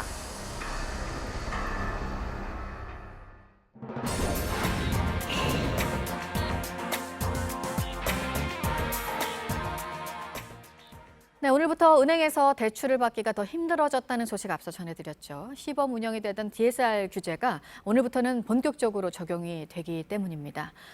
지금 가계대출이 어느 정도인지요. 집계된 자료가 나왔다고 하는데요. 가구당 평균 4천만 원이 넘습니다. 보도국 연결해서 알아보도록 하겠습니다. 안태훈 기자, 한국은행이 이 금리 인상을 고민하는 큰 이유 가운데 이게 하나잖아요? 네, 그렇습니다. 일단 금융통계 정보 시스템. 여기에 등록된 자료죠. 대출 채권 공시 자료를 근거로 경영성과 평가 사이트인 CEO 스코어가 분석을 했습니다. 지난 6월 말 현재 100여 개 금융사의 가계대출 잔액은 약 813조 5천억 원으로 집계됐습니다. 2014년과 비교하면 30% 이상 급증한 규모입니다. 전국 가구 수가 2016만 8천 가구인 점을 감안하면 가구당 은행 빚은 4천만 원이 넘는 것입니다. 네, 다음은 올해 들어 8월까지의 국민연금 국내 주식 수익률이 마이너스로 집계됐다라는 내용 전해드립니다. 국민연금공단은 마이너스 5.14%의 수익률을 기록했다고 조금 전에 공개하면서 미중 무역 분쟁과 국내외 금융시장의 약세 등으로 수익률이 좋지 못했다고 자체 분석하기도 했습니다. 이는 지난해 국민연금의 국내 주식 수익률 25.88%와 비교하면 많이 저조한 실적입니다. 네, 그리고 일제 강제징용 피해자들에 대해서 일본 기업의 배상 책임을 인정한 우리 대법원 판결이 이제 어제 나왔고 그 해당 기업이 이제 어떻게 나올지가 지금 관심입니다. 그런데 과거 주주총회에서 나온 내용을 보니까 한국 대법원의 판결을 좀 수용할 그런 의사를 밝혔었다고요? 네, 2012년 6월에 있었던 일입니다. 당시 한국 대법원은 원고, 즉 강제징용 피해자들이 패소한 손해배상 청구 소송 1심과 2심의 판결을 뒤집고 사건을 고등법원으로 돌려보낸 바 있습니다. 그 시점에 나온 것인데요. 신일철 죽음의 당시 사쿠마 상무는 주주총회에서 한국 법원의 판결과 관련해서 법률은 지켜지지 않으면 안 된다라고 말했습니다. 다만 이 같은 발언은 관련 소송에서 패소하지 않도록 노력하겠다는 것을 전제로 한 발언입니다. 그래서 배상에 실제 나설지 여부는 미지수라고 볼 수 있을 것 같습니다. 실제 어제 한국 대법원 판결에 신일철 죽음은 유감의 뜻을 밝히기도 했습니다. 네, 끝으로 한간에 떠돌던 마리화나 대마초죠. 이 성분이 들어간 음료 개발소를 코카콜라 최고 경영자가 부인했다는 내용 전해드립니다. 현 단계에서는 대마초 산업에 진입할 계획이 전혀 없다라고 말한 것입니다. 앞서 미국의 일부 언론들은 코카콜라가 캐나다 회사와 함께 대마초 성분이 함유된 건강 음료를 개발하기 위해서 협력하고 있다고 보도한 바 있습니다. 캐나다 정부는 최근 기호용 대마초 제조와 유통을 합법화했습니다. 네, 지금까지 아침엔 지금 JTBC 한태훈입니다. 수요일 날씨 키워드 알려드립니다. 오늘은 오늘도 추위, 일부 영하권, 그리고 주말 평년 회복인데요. 어제보다 기온이 조금 오르긴 했지만 여전히 찬바람의 추위는 계속되고 있습니다. 서울이 3도까지 떨어졌고 일부 지역은 영하권의 기온 보이고 있습니다. 기온이 오름세로 돌아서긴 했습니다. 차츰 올라 금요일 낮부터 평년 수준 보이겠고 주말 동안 맑고 화창한 가을 날씨 즐길 수 있겠습니다. 어제 오늘 계절이 헷갈릴 정도입니다. 버스 정거장 천장이 얼어붙었다. 이게 가을이야 겨울이야 말을 잊지 못하셨고요. 손이 꽁꽁꽁 발이 꽁꽁꽁 겨울바람 아니 가을바람 때문에 라고 노래하신 분도 있었습니다. 반면 부산은 아직 가을이라고 전해주신 분도 계셨네요. 가을이든 겨울이든 모쪼록 건강 잘 지키셔야겠죠? 옷차림 따뜻하게 하시기 바랍니다. 지금까지 키워드와 SNS로 만나본 날씨였습니다. 일제 강제징용 피해자들에게 일본 전범 기업이 위자료 1억 원씩을 배상하라는 대법원의 최종 판결이 어제 나왔죠. 피해자들은 1997년 일본 현지 법원에 첫 소송을 제기했지만 패소했고 이후 우리나라 법원에서도 최종 결론은 차일피일 미뤄졌습니다. 징용의 아픈 역사를 생생하게 기록해놓은 부산 강제동원 역사관에서 이가혁 기자가 보도합니다.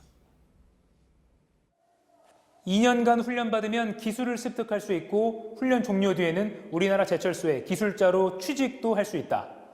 1943년 9월 이 광고를 보고 일본 오사카 제철소로 떠난 앳된 청년들. 도착해 마주친 일터의 모습은 지금 보시는 것처럼 약속과는 달랐습니다. 노동자가 아닌 노예의 삶이었습니다. 1945년 일본이 패망하면서 강제 노동이 끝났습니다. 그리고 반세기 후 1997년 12월 피해자들은 일본 오사카 지방재판소에 신일본 제철을 상대로 주지 않은 임금을 돌려주고 강제징용 피해도 배상하라는 첫 소송을 냈습니다. 하지만 2003년 일본 최고재판소는 당시 피해자들이 가혹하고 위험한 작업에 동원된 사실은 인정하면서도 1965년 한일 정부가 맺은 청구권 협정에 따라 개인들에게 배상할 책임은 없다는 1심 판결을 그대로 확정했습니다. 피해자들은 이번엔 우리 법원에 마지막 희망을 걸면서 2005년 2월 서울중앙지방법원에 일본 기업을 상대로 손해배상 소송을 다시 냈습니다. 하지만 이후 1심과 2심 판결은 일본 재판의 효력이 인정된다는 것이었습니다. 그런데 2012년 5월 대법원은 이 1, 2심 판결이 잘못됐다고 판단했습니다. 일본의 판결이 대한민국 헌법에 배치되고 개인 청구권도 인정된다면서 사건을 다시 서울고등법원으로 돌려보냈습니다. 그리고 서울고법은 대법원 취지대로 피해자들에게 1억 원씩 지급하라고 했습니다. 그러나 일본 기업이 불복하면서 사건은 다시 대법원으로 올라왔지만 5년 넘게 결론은 미뤄졌습니다. 그 배경은 이른바 사법농단 사건으로 최근에서야 드러나고 있습니다.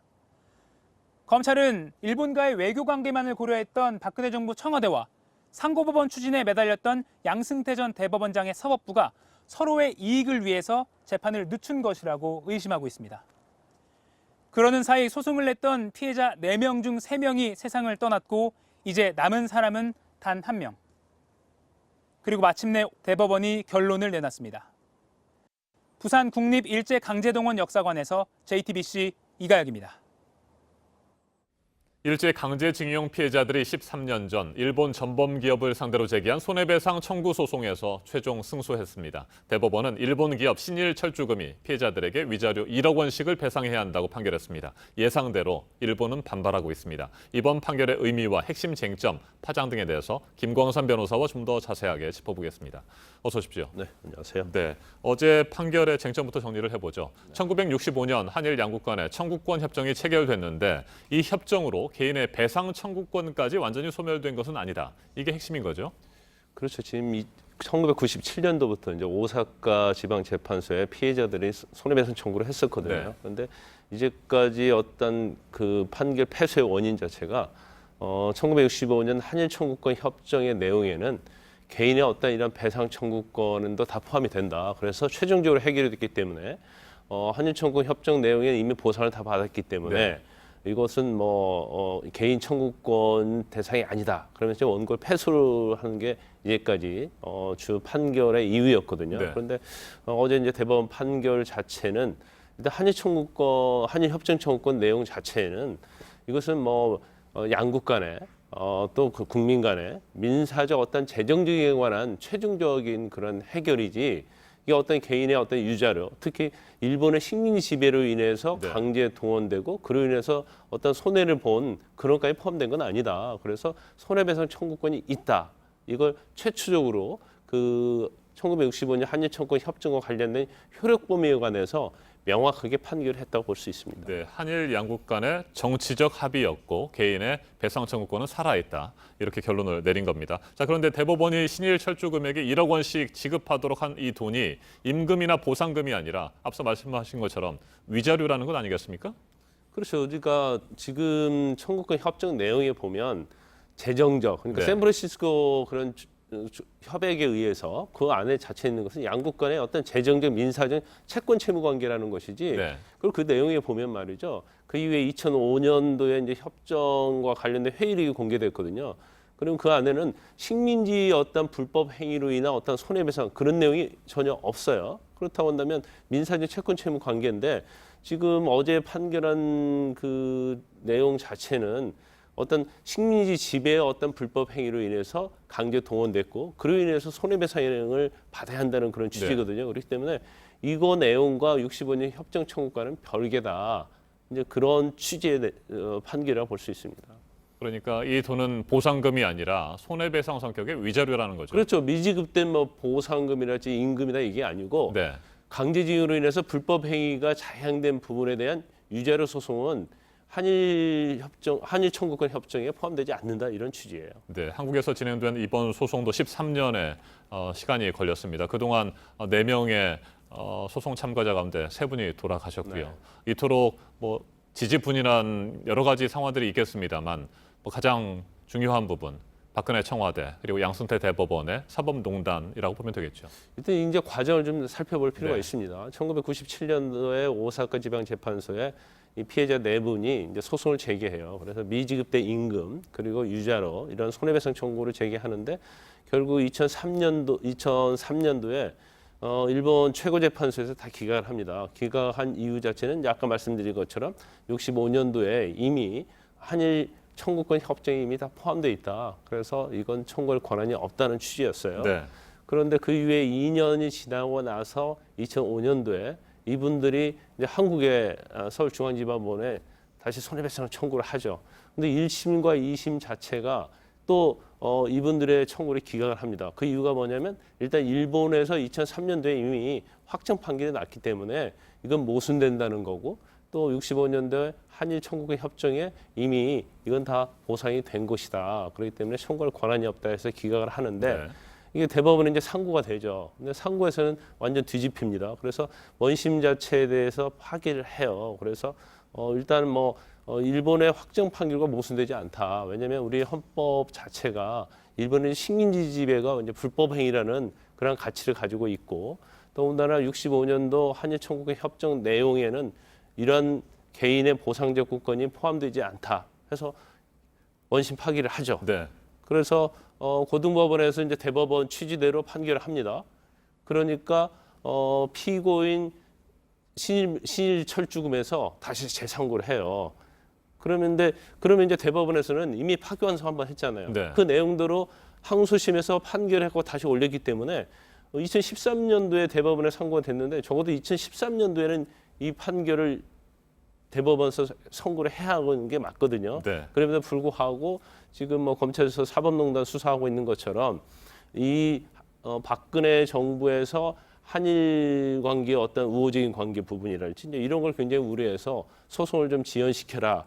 그리고 경우에 따라서는 전환안배체의 회부로 해서 원심을 다시 파기하는 이제 그런 재판거래 의혹이 있다. 이 부분에 대해서 지금 수사를 하고 있는 거고, 네. 지금 임종원 전 차장 같은 경우에 이제 범죄 사실에도 그에 관련된 문건을 심의관들로 하여금 작성케 했다. 이 내용이 들어가 있고 그 내용이 직권 남용에 해당되고 그래서 지금 영장 범죄 사실에 들어가 있으면서 이제 구속이 된 거죠. 그래서 이런 내용들이 대법원 판결에도 상당히 영향을 미치지 않았나 싶습니다. 네. 2013년에라도 대법원이 최종 판결을 내렸더라면 하는 아쉬움이 여전히 남고요. 어제 법정에서도 나왔습니다만 지연된 정의는 정의가 아니다. 울림이 큰 말입니다. 자, 그런데 실제로 이 피해자들이 신일 철주금으로부터 1억 원의 위자료를 받는 것도 쉽지 않다면서요. 근데 이제 전범기업 자체가 이제 우리나라의 재산을 가지고 있다고 한다면 네. 강제 집행하는 데는 별 문제가 없어요. 근데 지금 언론에 나온 바에 의하면 이제 신일 철주금이 갖고 있는 것이 이제 포스코 지분 3.32%를 네. 가지고 있다고 합니다. 근데 이 3.32%를 직접 가지고 있는 게 아니고 미국의 펀드를 통해서 가지고 있다고 그래요. 그러니까 약간 법률적 관계가 좀 애매한 측면이 있습니다. 그래서 이제 그 부분에 대해서 과연 강제 집행할 수 있느냐를 따져봐야 하고 지금 아마 포스코와 관련해서 합작 회사가 좀 설립돼 있지 않나 이제 그런 얘기가 나오고 네. 있어요. 그래서 국내에 재산이 있다고 한다면 집행하는 데는 별 문제가 없습니다. 그러면 만약 없다고 할 때는 어떻게 할 것이냐? 결국 이제 일본에서 집행을 해야 하는데 이미 일본에서는 이 청구권을 인정하지 않는 확정 판결이 있지 않습니까? 그래서 그 부분은 이제 인정할지 안 할지는 좀 주의해서 한번 봐야 할 것 같습니다. 네. 일본 정부는 국제법 위반이라고 하면서 반발을 하고 있고요. 국제사법재판소에 제소할 가능성도 있어 보이는데 이 국제사법재판소에 제소를 하려면 우리 정부의 동의도 있어야 되는 건 아닙니까? 그렇죠. 근데 국제법 위반이라고 얘기를 하는데 그건 근거가 없어요. 네. 그리고 그 65년 한일 청구권 협정 내용에도 보면 내용이 명확히 거의 나와 있거든요. 회의록에 보면 이것은 민사적 재산 채권 채무 관계에 관한 것이라는 게 나와 있기 때문에 국제법으로 따진다 하더라도 별 문제가 없고 더군다나 국제사법재판소에서 재판의 회부에서 받으려고 하면 양국 간에 이제 합의가 있어야 하거든요. 그래서 우리나라의 동의가 없는 이상은 이건 국제사법재판소로 가져가기는 어렵죠. 알겠습니다. 김광삼 변호사였습니다. 말씀 잘 들었습니다. 어제 대법원 판결이 나온 뒤 최후의 생존자인 이춘식 할아버지는 결국 눈물을 흘렸습니다. 마침내 승소 판결을 받았지만 혼자라서 눈물이 나오고 울음이 나온다고 말했습니다. 함께 소송을 제기했던 피해자 3명이 모두 세상을 떠난 사실도 어제서야 알게 됐다고 밝혔습니다. 여성국 기자가 보도합니다. 대법원 판결이 난 뒤 98살의 이춘식 할아버지는 울음을 터뜨렸습니다. 오늘 나 혼자 나와서 이렇게 내가 마음이 슬프고 눈물이 많이 나오고 멍 쓰이고 울고 싶고 마음이 아프고 우리 법원에 처음 소송을 낸 지 13년이 흐르는 동안 함께 싸우던 3명의 동료는 세상을 떠났습니다. 하지만 한두 명 정도는 생존해 있을 걸로 알았고 오늘에야 자신만 남은 사실을 알았다고 합니다. 같이 이렇게 행동하겠다더만 오니 더 기쁘고 있네. 나 혼자만 멸살살해서 눈물 나오고 울음이 나오네. 다른 피해자인 고 김규수 씨의 부인 최종호 할머니는 판결이 늦어진 것에 대해 아쉬움을 전했습니다. 전에 이런 기쁜 소식을 듣고 갔습니다. 그런 아쉬움이 있고 진즉에 이것이 해결이 되었어야 할 문제라고 생각합니다. 이제라도 이렇게 해결돼서 남은 가족이라도 정말 마음이. 한을 품고 지낸 73년의 시간, 피해자와 가족들의 얼굴엔 기쁨보다 먼저 떠난 이들에 대한 안타까움이 묻어났습니다.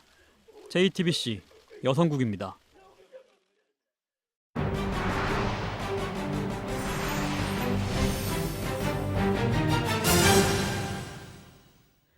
사이판을 강타했던 태풍 위투가 어제 필리핀 북부 루손 섬에 상륙했습니다. 위력은 다소 약화됐지만 최대 풍속이 시속 230km에 달합니다. 이유정 기자가 보도합니다. 거센 바람에 나무가 이리저리 흔들립니다. 전신주가 쓰러지고 집은 초토화됐습니다. 사이판을 강타해 큰 피해를 입힌 태풍 위투가 현지 시간 30일 필리핀 북부 루손 섬을 강타했습니다. 최대 풍속이 시속 230km에 달하는 바람에 이사벨라주 카우아얀 공항 지붕이 날아가고 주택들이 붕괴됐습니다. 전신주가 무너져 곳곳에서 정전 사태가 발생했고 홍수와 산사태로 도로가 폐쇄됐습니다. 동부 해안은 선박 운항이 중단됐고 항공기 30여 편이 결항하는 등 피해가 잇따랐습니다. 현지 재난당국은 선박 전복 사고 등으로 2명이 실종됐다고 밝혔습니다. 태풍 위투는 오늘 오후 늦게 루손 섬을 완전히 빠져나갈 것으로 예상됩니다. 필리핀에서는 지난달 태풍 망쿠스로 인한 대규모 산사태와 홍수로 최소 95명이 목숨을 잃었습니다. JTBC 이유정입니다. 미국 인디애나주에서 트럭이 스쿨버스를 들이받아 어린 3남매가 숨지는 참변이 일어났습니다. 현지 시간 30일, 당시 스쿨버스는 학생들을 태우던 중이었는데요. 반대편 차선에서 달려오던 트럭이 속도를 줄이지 못하고 그대로 스쿨버스를 충돌했습니다. 버스를 타려던 6살 쌍둥이 형제와 9살 누나가 그 자리에서 숨졌고 11살 학생이 크게 다쳐 병원으로 이송됐는데요. 경찰은 트럭 운전자가 과속을 한 것으로 보고 정확한 사고 경위를 조사하고 있습니다. 러시아 중부 한티만시스크의 한 정유소에서 큰 불이 나 지금까지 2명이 다쳤습니다. 불은 순식간에 1000제곱미터가 넘는 공장을 집어삼키고 인근 관공서 건물 근처까지 번졌는데요. 화재 원인이 아직 밝혀지지 않은 가운데 당국이 화재 진압에 총력을 다하고 있습니다. 중국의 한 기차역에서 아빠가 잠시 한눈을 파는 사이 아이가 수화물 검색대에 들어갔습니다. 중국 남부의 한 기차역입니다. 검색대를 지나려던 남성이 아이가 사라진 걸 눈치채고 당황하며 되돌아가는데요. 잠시 후 이 아이는 수화물 엑스레이 검색대 안에서 나옵니다. 아빠가 보안 검색을 위해 앞서간 사이 아이가 장난으로 검색대 안에 들어가는 건데요. 다행히 다치진 않았지만 경찰은 부모와 직원 모두 아이의 행동을 주시해야 한다고 당부했습니다. 호주의 한 동물원에서 멸종 위기종인 나무 캥거루의 새끼가 태어났습니다. 나무 캥거루는 뾰족한 귀에 토끼를 닮은 귀여운 얼굴이 특징인데요. 어미의 품에 안겨 간식도 야무지게 받아먹습니다. 새끼를 다 먹인 어미가 이제 풀을 좀 먹으려 하자 그것도 한 입 맛봐야겠다는 건데요. 두둑하게 배를 채우고 놀 준비를 하더니 어미의 주머니 밖 세상 구경에 나섰습니다. 멸종 위기종인 만큼 이 새끼 나무 캥거루에 대한 관심이 큰데요. 공개 투표로 호피라는 이름도 얻었다고 하네요.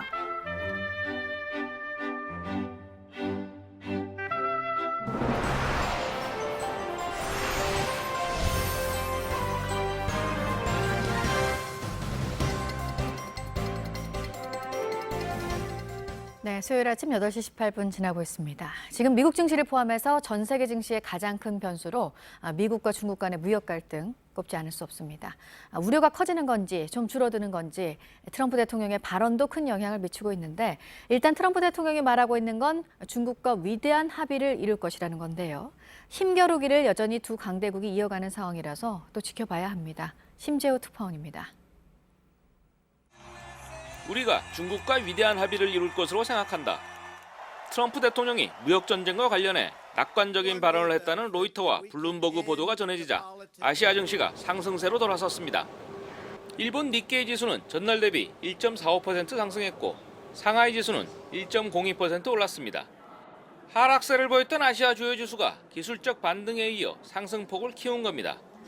미국은 압박 기조를 유지했습니다.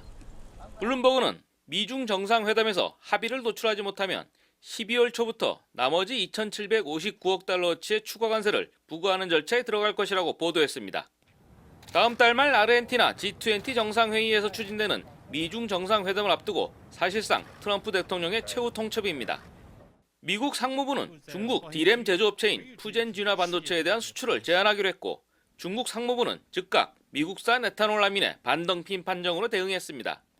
뉴욕에서 JTBC 심재호입니다. 직장인들이 많이 모여있는 상권이 최근 변하고 있습니다. 유흥업소가 줄고 헬스클럽이 많아졌습니다. 저녁 술자리보다 운동 같은 자기관리를 하는 사람들이 늘어난 것으로 보입니다. 정재호 기자입니다. 서울 강남의 한 헬스클럽입니다. 운동하는 사람들로 북적거립니다. 상담 창구도 새로 등록하려는 사람들로 붐빕니다. 퇴근하기 전이나 후에 이런 운동을 하면서 아무래도 건강을 좀 챙기려고 노력하고 있습니다. 퇴근 후에도 지금 많이 오고 계세요. 여가 시간을 좀 충분히 활용하려고 그래서 많이 오고 계시는 것 같아요. 청탁금지법과 주 52시간제가 시행되면서 저녁 술자리와 근무 시간이 줄어들었는데 이렇게 생긴 여유 시간에 운동을 하는 직장인들이 늘어난 겁니다. 특히 직장인이 많은 오피스 상권을 보면 이런 변화가 뚜렷합니다. 2년 동안 서울 강남과 여의도에서 유흥업소는 10에서 20% 줄었는데 헬스클럽은 245%까지 늘었습니다. 배드민턴, 테니스 코트 같은 체육시설과 골프 연습장까지 포함하면 증가폭은 더 큽니다. 앞으로 주 52시간제가 정착되면 삶의 질과 자기관리를 중시하는 추세와 맞물려 이런 현상이 더 뚜렷해질 것으로 보입니다. JTBC 정재우입니다. 프로야구 소식입니다. 플레이오프 2패로 벼랑 끝에 몰렸던 넥센이 3차전에서는 SK를 이기고 첫 승을 올렸습니다. SK는 이번에도 홈런으로 점수를 올렸지만 사소한 실수들 때문에 패배를 자초했습니다. 온누리 기자입니다. 2회 초 일찌감치 터진 롬에게 홈런 덕에 1대0으로 앞선 SK. 하지만 2회 말 어정쩡한 수비가 문제였습니다. 1사 1, 2루에서 나온 임병욱의 땅볼을 1루수 박정권이 놓쳤다 다시 잡아 던지는 바람에 주자 진루를 허용했고 바로 다음 타자 주효상의 1루 땅볼을 또다시 박정권이 못 잡아 2점을 내줘 역전당했습니다. 5회 초 강승호의 홈런으로 SK는 2대2 승부를 원점으로 돌렸는데 이번엔 바로 다음 타자 박승욱이 너무 뛰었습니다. 3루까지 뛰다 아웃 판정을 받은 뒤 비디오 판도까지 했지만 결과는 바뀌지 않았습니다. 반면 비슷한 상황에서 넥센의 발야구는 통했습니다. 5회 말 넥센 김혜성은 빠른 발로 3루타를 만들어냈고 송성문의 희생 플라이 때는 홈까지 밟아 결승점을 올렸습니다. 무조건 홈에 들어가야 된다는 생각 때문에 짧아도 살 수 있겠다는 자신감이 좀 있었고요. 넥센이 SK를 3대2로 이겨 2패 뒤 1승으로 반격 기회를 살렸습니다. 넥센 선발 한현희는 공격적인 몸쪽 승부로 5와 3분의 1이닝을 2실점으로 막아 경기 MVP가 됐습니다. 오늘 4차전에선 넥센 이승호와 SK 문승원이 선발 대결을 펼칩니다. JTBC 온누리입니다. 남자 프로배구 OK저축은행이 요스바니 에르난데스의 맹활약으로 삼성화재를 물리쳤습니다. OK저축은행은 어제 대전 충무체육관에서 열린 원정 경기에서 삼성화재를 세트스코어 3대0으로 제압했습니다. OK저축은행은 올 시즌 처음으로 셧아웃 승리를 거두며 시즌 4승째를 거뒀고 삼성화재는 시즌 홈 첫 패를 당하며 2연패에 빠졌습니다. 프로농구 안양 KGC 인삼공사가 서울 SK를 완파하고 공동 2위로 뛰어올랐습니다. 인삼공사는 어제 서울 잠실 학생체육관에서 열린 SK와의 원정 경기에서 오세근과 양희종의 활약에 힘입어 98대 68로 대승을 거뒀습니다. 인삼공사가 4승 3패를 기록하면서 인천 전자랜드와 전주 KCC, 창원 LG, 부산 KT 등 5개 팀이 공동 2위로 어깨를 나란히 했습니다. 한국 18세 이하 여자 농구 대표팀이 2018 피바 18세 이하 아시아 여자 선수권 대회에서 호주를 꺾고 4강에 진출하며 세계 선수권 대회 출전권을 획득했습니다. 대표팀은 어제 조 예선 마지막 경기에서 경기 종료 직전 극적인 결승골에 힘입어 호주에 63대 62로 승리했습니다.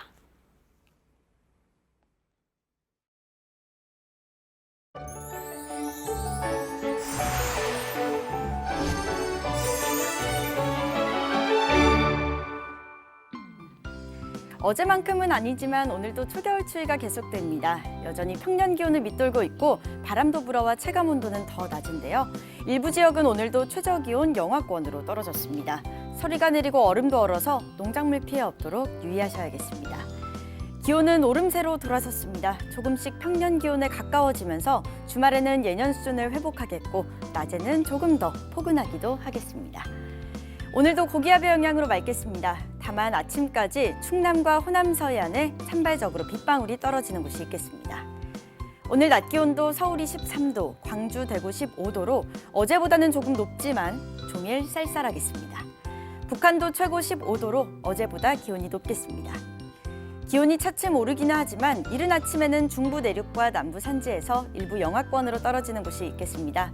또 공기가 차츰 건조해지면서 각종 화재에도 유의하셔야겠습니다. 기상정보였습니다. 아침엔 뉴스워치, 오늘 하루 관심을 가지고 지켜봐야 할, 기억해야 할 뉴스 끝으로 정리해드립니다. 대법원이 일제 강제징용 피해자들에게 일본 전범기업 신일철주금은 1억 원씩의 위자료를 배상해야 한다고 최종 판결했습니다. 1965년 한일 청구권 협정에 따라 피해자들의 배상 청구권이 소멸됐다는 일본 측의 주장에 대해서도 개인의 배상 청구권은 청구권 협정 대상에 포함되지 않는다고 판단했습니다. 이춘식 할아버지를 비롯한 강제징용 피해자 4명이 2005년 소송을 제기한 지 13년 만입니다. 남북 간의 경제 협력과 관련해 유엔 대북 제재를 준수하는 문제를 조율할 한미 간의 새로운 실무 그룹이 만들어집니다. 비건 미 국무부 대북 특별대표의 이번 방한 기간 합의된 내용인데 남북 경협 사업이 대북 제재를 약화시킬 수 있다는 미국 측의 우려가 반영된 것으로 보여서 주목됩니다. 국회 정보위원회가 오늘 국정원에 대한 국정감사를 진행합니다. 여당은 앞선 이명박, 박근혜 정부 시절 국정원 특수활동비가 청와대로 넘어간 경위와 불법성 여부에 대해 추궁할 예정입니다. 야당은 현 정부 들어 진행되고 있는 조직 개편 등 국정원 개혁이 적절한지 집중 질의할 방침입니다. 소득에 비해서 빚이 많은 사람은 은행 대출을 받기 어려워지는 DSR 규제가 오늘부터 은행권에 본격 적용됩니다. 모든 가계대출의 원리금 상환액을 연소득으로 나눈 DSR이 70%를 넘으면 은행들은 이 같은 위험 대출을 일정 비율에 맞춰서 제한하게 됩니다. 오늘 전해드릴 소식은 여기까지입니다. 이상으로 JTBC 뉴스 아침엔 수요일 순서 모두 마치겠습니다. 건강한 하루 보내시기 바랍니다. 고맙습니다.